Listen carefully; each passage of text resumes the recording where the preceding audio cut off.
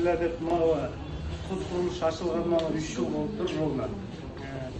3 жыл мурда 5-6 киши менен баштаганбыз. Кудай буйрса коллективибиз 500дөн ашты. Сыртта строительдер, офистин өзүндө эле иштеген адамдардын саны бир 150дөн ашат. Андан сырткары стройканы койсок, общий бары количество где-то 2000 адамды иш менен камсыз кылатпыз. Бул 3 жылдын ичинде 2000 адамды жумуш менен камсыз кылыш деген өтө сонун.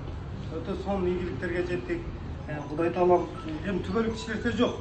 Бирок кут алдын жетишинче элге кызмат кылып, жеке чөнтөгүн ойлобой, алдын жетишинче карапайым элдерди ойлоп, Алланын ыраазычылыгын табайын деп иштеп келатат. Кудай буйрса кут 300гө чыксын,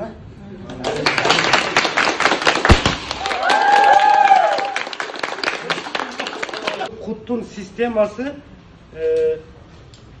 бир эле Кыргызстанда бар экен да, дүйнө жүзүндө жок экен. Система, куттун системасы. Безноса 5 жылдык, 8 жылдык рассрочка деген. Даже дүйнөдөгү менмин деген мамлекеттер ушул системаны иштеп чыга албай атат. Кудайга шүгүр, Кудай таала кутту Кыргызстанга бериптир. Максаттарың бийик болсо Кудай бүт берет.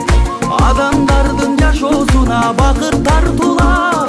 Ар бир үйгө жарык чачып дайым кут келет.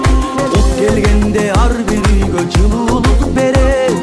Кут келгенде ар бир үйгө сулуулук берет. Ашык болсун үмүттөрдүн асманы дайым. Бүтүнсүздөн күндөй жаркып бизге кут келет.